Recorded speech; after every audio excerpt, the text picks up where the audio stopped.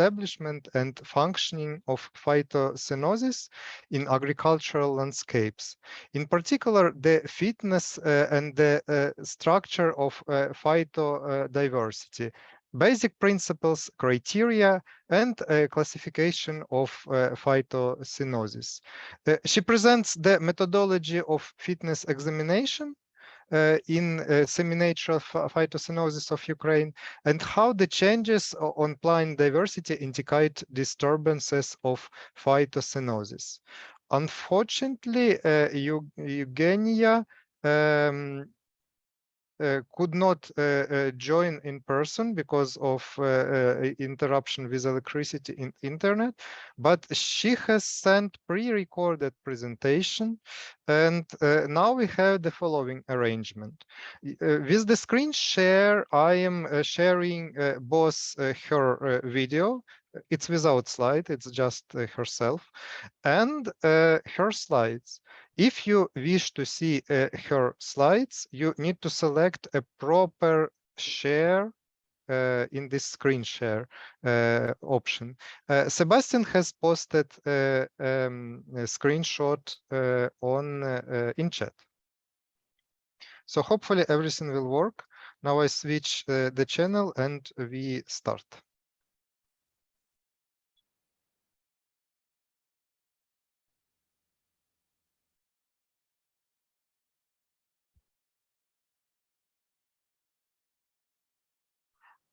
Good afternoon. My name is Yeuheniia Tkach, and we are going to talk about the structure of phytodiversity of a semi-natural phytocenosis or plant variety. We understand the processes in this field, so that's why politicians and scientists have to focus their attention on three main things: environment, economy, and improving quality of life of a rural population. The concept created at the beginning of the 1990s has its principles, criteria, and it provides for reaching the main goals of balancing rural and urban area. Over 72% of Ukraine are agricultural land. That's why the agricultural landscape and phytocenosis is absolutely necessary. There are a lot of species that are under threat of going extinct, and these animals have their habitat in farmland. We can call farmlands semi-natural plant communities. So far, it's not clearly identified how exactly these phytocenoses or plant communities are shaped. We have to work hard to preserve and restore diversity in these semi-natural plant communities. There are valuable farmlands and also forests. And additionally, there are also some water bodies. All of these surfaces represent value for the economy and the nature of our country and for the world. It's important to maintain and preserve all the species that live in these territories. There is lack of sufficient. There is not enough sufficient data to fulfill our tasks. Nonetheless, we still have some important principles that enable us to fulfill our goals. Territories are definitely facilitating the existence of local species, and it's typical for any climate zones. There are other principles. For example, species can be unique to specific territories. It's important that we support them. Next principle, prospective development of land so that all the species can be preserved and resources can be utilized in the optimal way. Considering all the principles and values, it's important that we keep in mind both biological and landscape values. We have to have plans for preserving phytocenoses these semi-natural plant communities. To that end, there should be specific like roadmaps and plans. There is some low intensity farming activities that contribute to this purpose. In picture 7, you can see structural elements of different plants which are grown in a typical low intensity farming model. It's most frequently used in farms which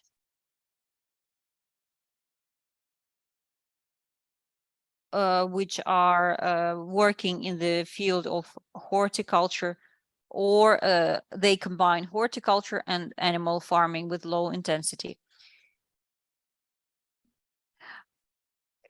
Such farms have a high diversity, semi-natural plant communities, or mosaic of semi-natural and natural communities.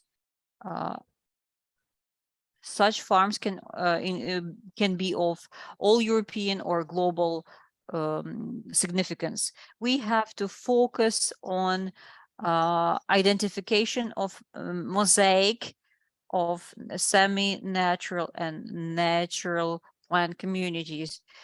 Threshold values for semi-natural plant communities have to be described as detailed as possible. These bottom and top thresholds are important to be described for each particular region. This range would enable us to define what species we are dealing with in this territory, and to choose the best species for farming. And we on national level, we have to do some local testing before we make our choices. There has to be a piloting stage on local level with the consideration of the key criteria for identifying semi-natural plant communities. It's necessary to do such piloting, implement such pilots in all regions of the country, in different regions of the country. We can say that mostly semi-natural plant communities are predominantly residing or living in farming land. There are key stages of implementing this study, consisting of a description of main criteria to assess semi-natural plant communities, the criteria to assess the phyto animal and plant species living there. Phytosenoses of landscapes are influenced by humans, and they contain a lot of other facets or factors. Based on this prerequisite components of agricultural systems, we can talk about specific anthropogenic and natural factors. There are different anthropogenic factors influencing the plant communities. They define their structure, functions, and existence in general. These factors include the following: historical factors, land management types, herbicide, pesticides being used, regulation of soil moisture, biodiversity sometimes or often is shaped despite the purpose of people.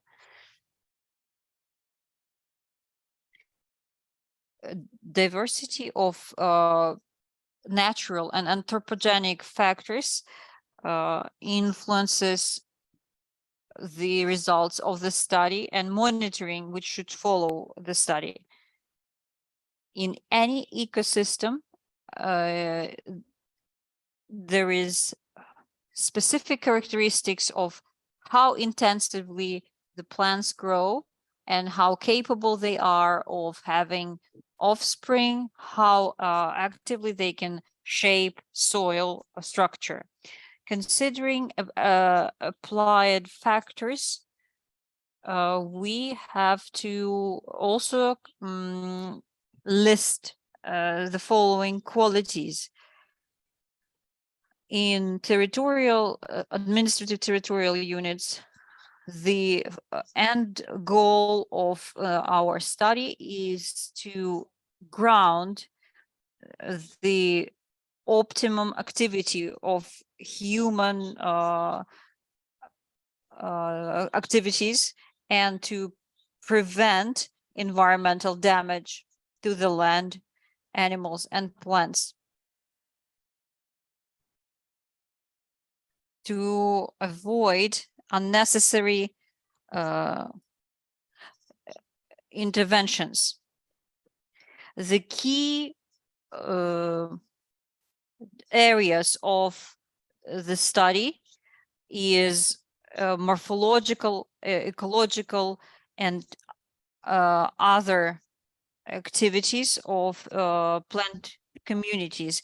Key principles of monitoring. There are some controlling activities to identify some deep transformations and changes. We have to be conducting continuous activities to monitor each indicator. The validity of study results has to be considering spatial and temporal fluctuations of all the indicators. And we have to monitor all kinds of objects situated in the studied territory. We have to be systematic in our studies, and we have to consider all interrelated factors of the system we're looking at. The systematicity has to consider taxonomy, topology, and flora sections of the object. And it means we have to look at molecular composition of the plants and soil we are studying. There are the following activities we have to conduct. We have to organize data collection. It has to be continuous. And we have to look at obligatory indicators of each member of plant community, we have to anticipate or predict further development and changes for short-term and long-term horizons. We have to develop consultations for emergency situations, and we have to also develop plans of overcoming the potential challenges. The key criteria of environmental assessment for plant community include climatope, hydrotope, trophotope, and anthropotolerance. We have to also look at thermal or temperature mode, the contrast mode, and so on. There are different types of soils in each region, and we have to consider this as well. Precipitation should also be taken into consideration. When we look at the phytodiversity, we have to define and determine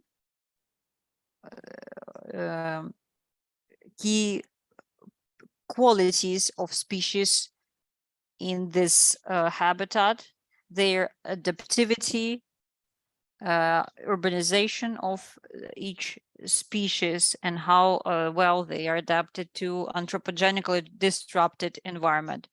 This is how we were doing our study based on all the principles and criteria I just described.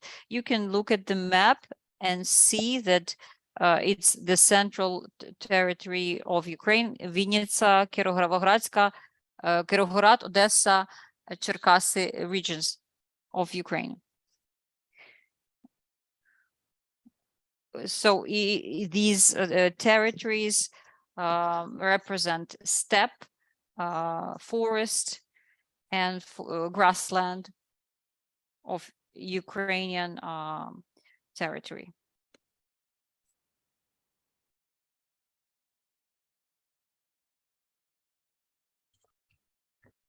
The area of the research is in Halachina, Slobozhansky, and Southern Bug eco corridors. The key areas here are varied ravines and controlled and guarded territories of the state value.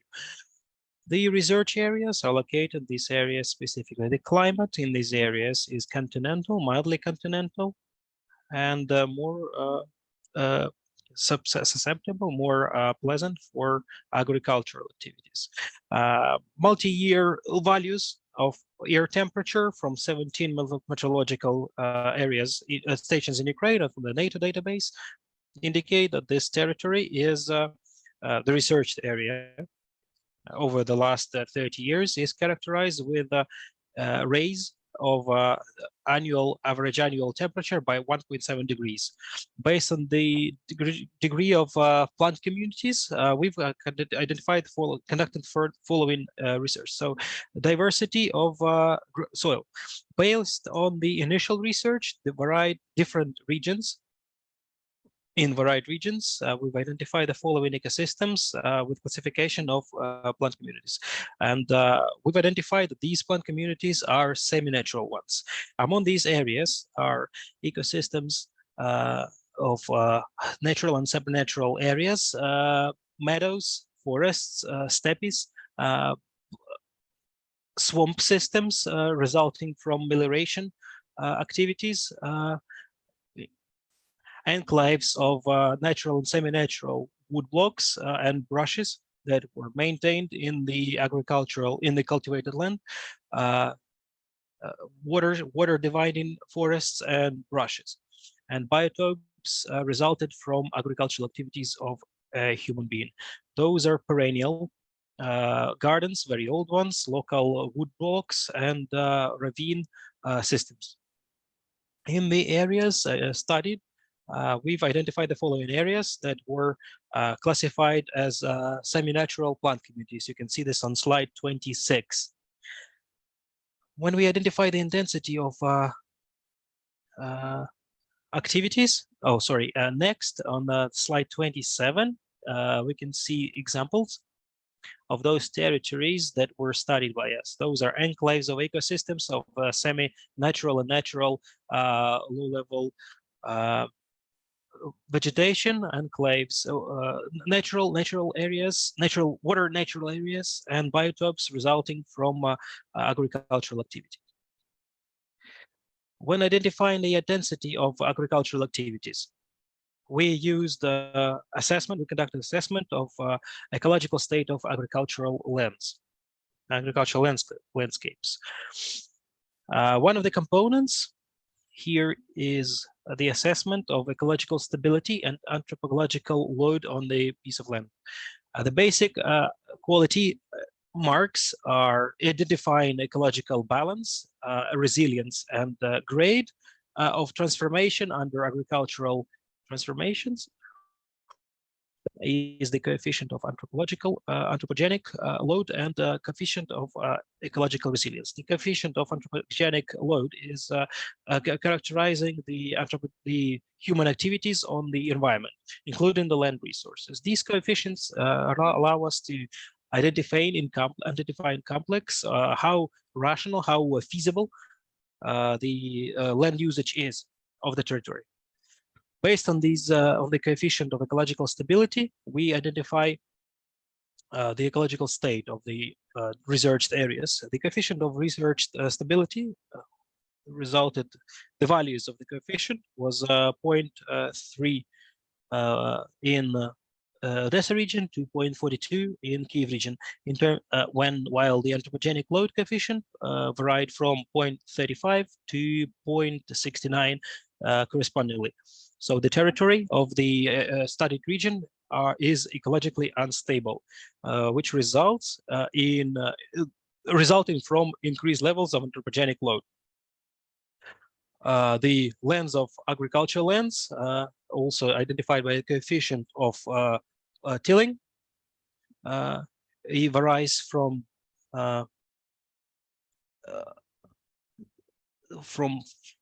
50.77 in Kyiv region to 71% in Kirovohrad region.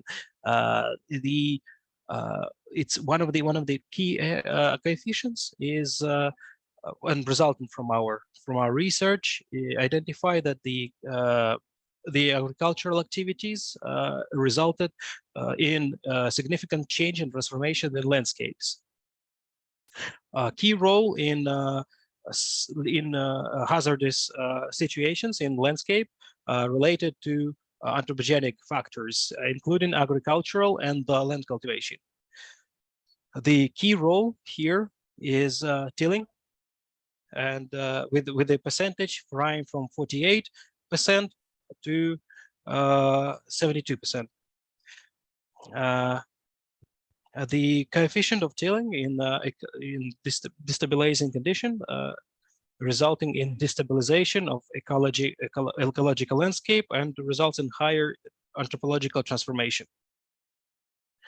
The qualitative state that we observe in the researched areas, its research, we need to say that the agricultural impact is very negative. Over the last several years, there is a trend and constant trend in quality deterioration of grounds, of soils, and that not only results in reduction of resource potential of the whole region, but in separate areas, which in turn affects the quality of other natural resources, including water resources, forests, and also flora and fauna.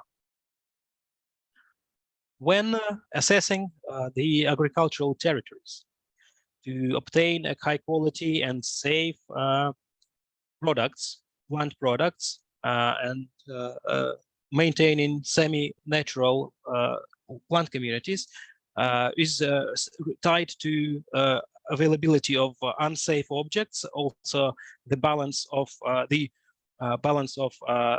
natural conditions and the technologies that are used in agricultural activities in producing agricultural crops. The area researched is favorable for agricultural with a high anthropogenic impact. The soil conditions and climatic conditions correspond to the demands for growing significant agricultural areas. We've identified the impact of agricultural technologies on the quality and safety of agricultural crops by conducting ecological certification with key criteria of agricultural assessment. The impact of technologies on the ecological state of plant communities impacted by the criteria of land soil productivity, phytosanitary state, and other key features of the crops and harvests. And our research showed that the study technologies need to be significantly improved. Specifically, the fertilization system has to take into account the soil fertility and has to foresee the norms of better norms of utilization of fertilization to improve fertility to the decent level. Also, this has to take into account land cultivation and also has to be aimed at improvement on the phytosanitary state of the crops.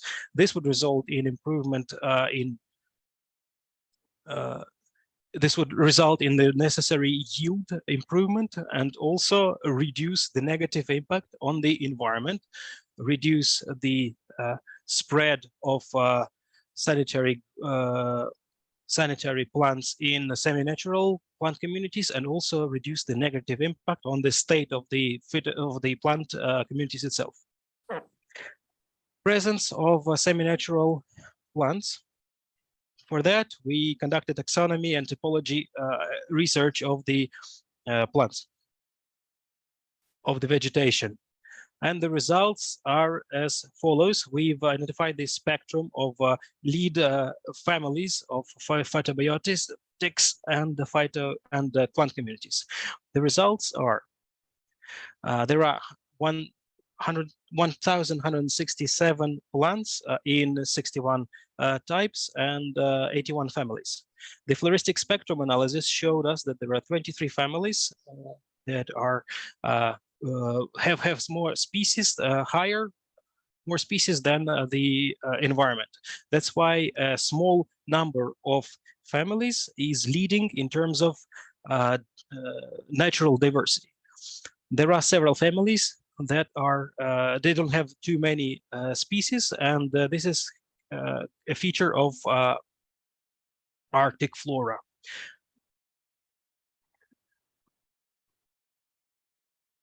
Once proper planning and management of cultivated lands is employed, this would allow to improve the situation. This information will serve as a basis for the role of plant communities in cultivated lands in assessment to form local lanes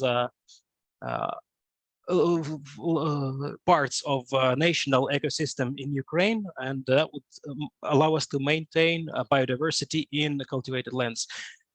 In the modern science, an eco-flora complex approach is used. This allows us to study and research all the diversity and dynamics of semi-natural plant communities. This would allow us to also provide a typological explanation for their complexity. The eco-topology structure taken into account variety parameters of floristic complexes. This, when we studied similarities and diversities in flora in varied territories, we've identified that there are typical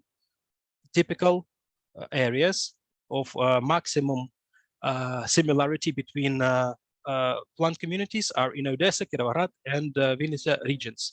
The lowest relation between the steppe areas in Kiev, Odessa, and Kirovohrad regions.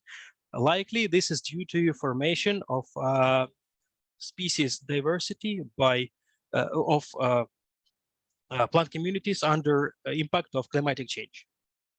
Since the key area of research is in the northern parts of the steppe, while Kirovahrad and Vinnytsia included the southern part of the steppe, that's why the variety of species is so different. We also need to identify the high coefficient of likeness between varied plant communities. This high similarity is related to similarity in technologies of plant growth, and also availability in also lack of technology maintenance,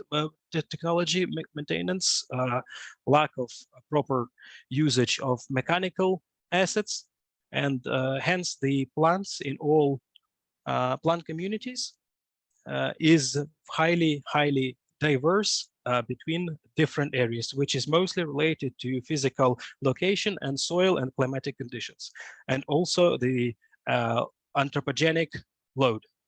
By biomorphology structure in the researched areas, we have mostly perennial plants. Most of them are hemocroptophytes and phenophytes, and the lowest one are geophytes.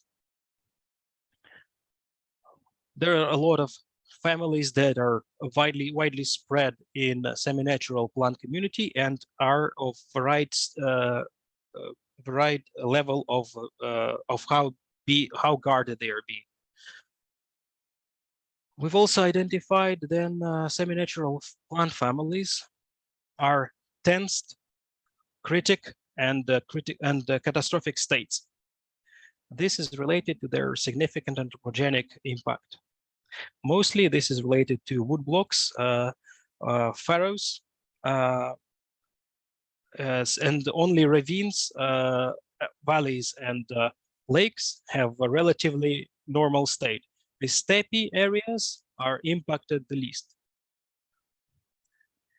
You can see there are one year plants, and you can see there's a spectrum of plant communities. In there is impacted the least. By water regime, most types are mesoxerophytes, xerophytes, and mesophytes. Also, varied areas are related to varied systems.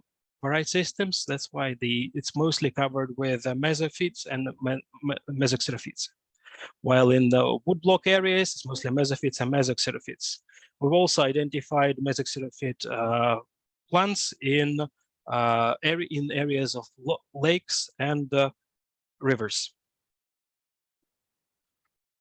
We identified water and swampy areas inhabited by those kinds of plants. By the light regime, most species are related to xeophytes and helioxeophytes.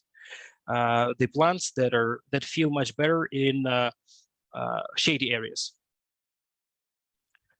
We need also to point out that the dominating factors here are meadowy species, woodland species, and also steppe species. About 14% of the researched species are xenotrophans. The results of distribution of the species between the different types of groups, we have the following distribution in terms of relief relation and other factors relation. It's known that one of the factors of a biological threat,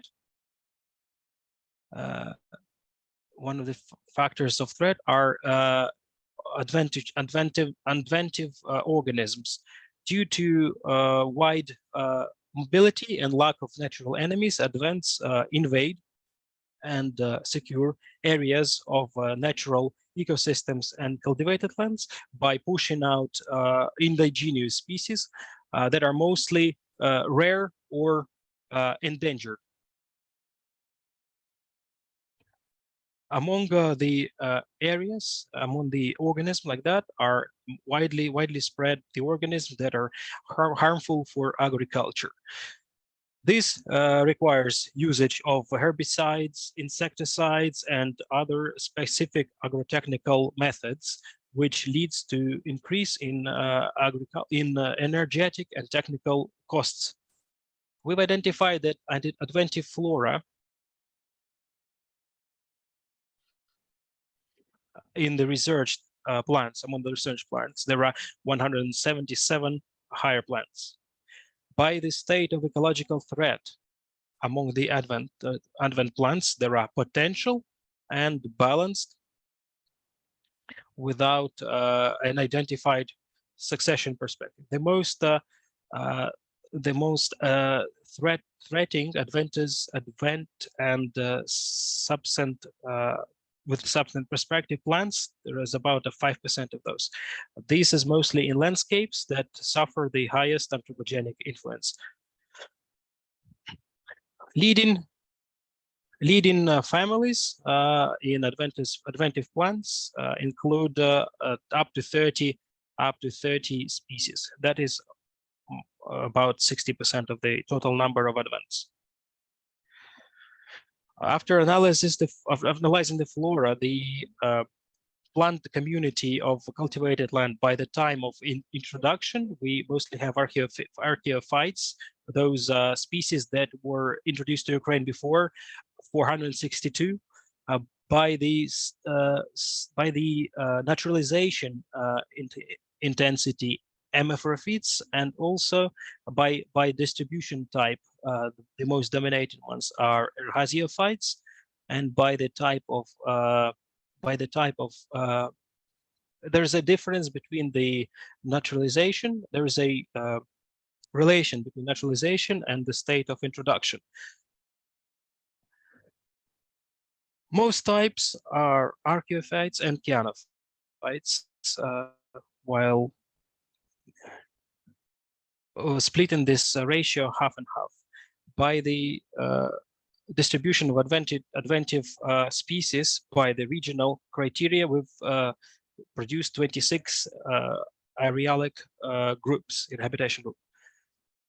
Euro-Asian, North American, and Mediterranean are the most numerous ones. They together comprise about 78%. The regions of where those adventive types come from, we've identified 35 regions of those 35 regions that those species come from, and the most part is related to the southern areas of Europe and Asia, which identifies a high level of hordization. There's also a part of the North American that comes from North American regions, relating to the fact that the climatic conditions in our region is very similar to the ones in North America. By the hemorrhobic coefficients, we've conducted a comparative analysis of the flora and fauna, and this showed us that about 83% of the species are polyhemorrhobes. The researched areas that include adventive species includes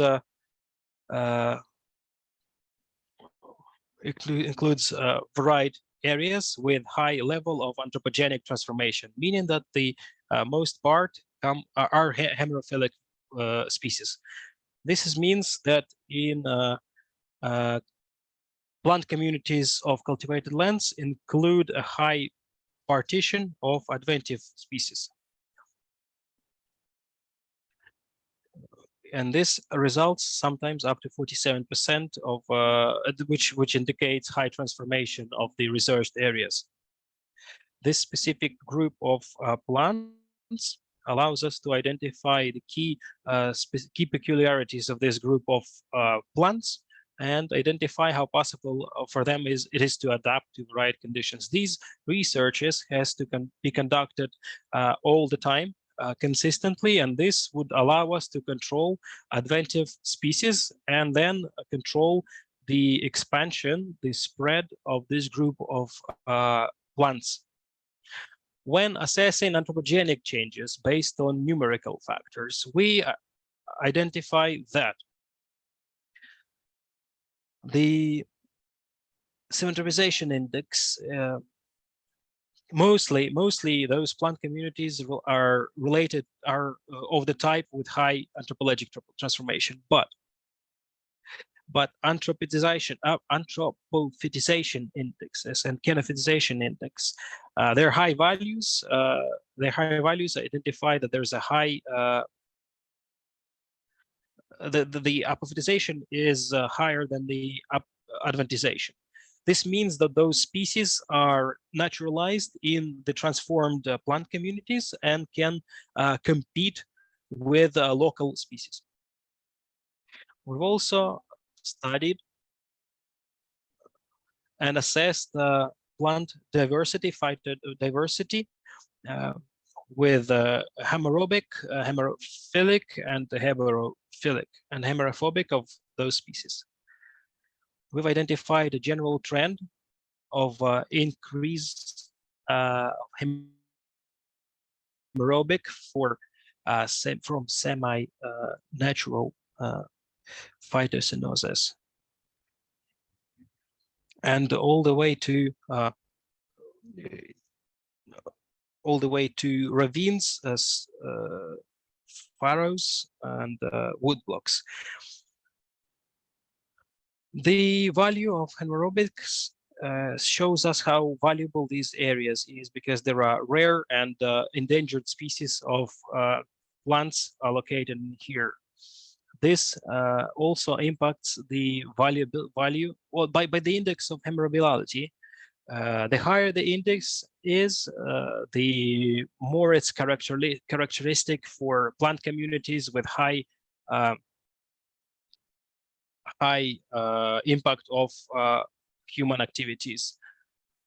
Ravines, by this index, has the lowest lowest index. It means that those areas are under the least impact by humans, and they maintain the natural plants to the best extent. And any sort of changes or diversions from that is mostly an exception rather than a rule. By the coefficient of destruction, based on the scale of the anthropogenic impact on semi-natural plant communities, we've identified that phytodiversity relates to fourth and fifth classes of destruction, with higher than average levels of destruction and high level of destruction. The category of development of these phytotopes comes from anthropogenic transformations, and this results from human activities. Out of 1,167 species, we've identified 122 species that are rare or endangered, that are also in the Red Book of Ukraine, Red List, European Red List, Convention on Wild Flora and Fauna Protection, and Convention on Foreign Trade of Wild Flora and Fauna. These are endangered species. We've identified 3 species spread in varied types of semi-natural plant communities, but are less spread in Kyiv, Vinnytsia, Odessa, Cherkasy, and Kirovohrad regions. Based on our population analysis, we analyzed models, the modelic regical species, including that are of international and national flora-seasonal status, introduced into the European Red List, Ukrainian Red List, and Ukrainian Red Book. On the example of Pulsatilla bohemica, we'll show how the population was changed. The Pulsatilla bohemica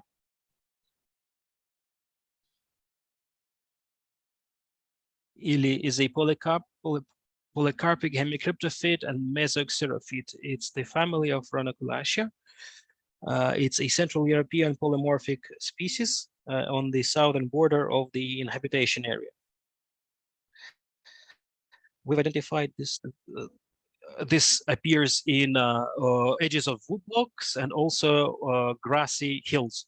The number of population is mostly right-hand spectrum, which identifies, which signifies the, based on the research, we've identified that this species is mostly realized in the wooded and steppe area with a mild anthropogenic load.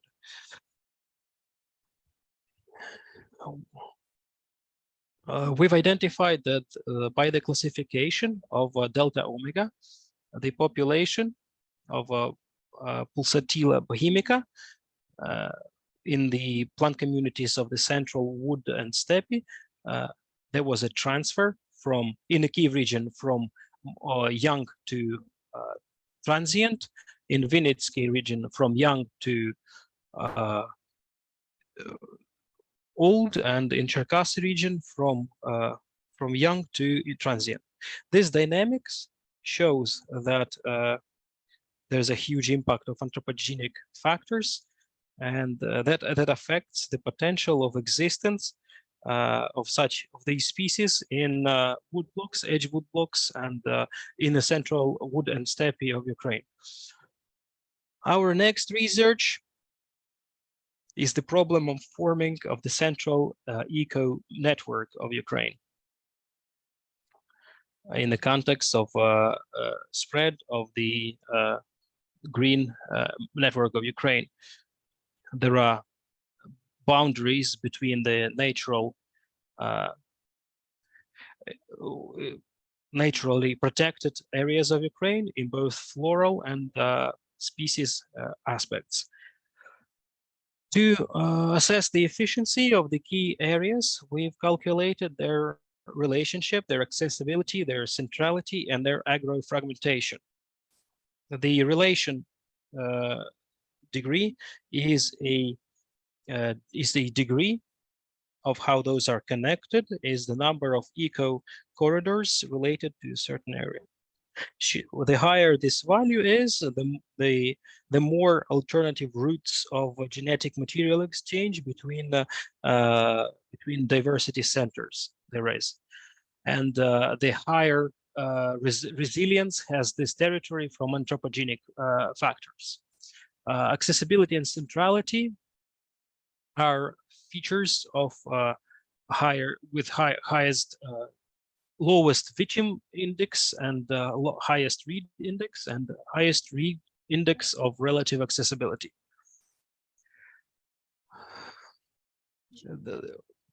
The Maslivska, Bohodesnyanska, Chernobynska areas of the Halitsko-Slobozhansky Southern Bug territories have the highest indexes. When forming migration routes between the eco corridors, we've identified that there's an availability, but a lack of migration routes for movement. Probably this is related to heterogeneity of the objects of our studied objects. We have established several cycles, despite the fact that how these species are spread in the territory. They have weak relationship. The graph shows that the network of eco corridors related with each other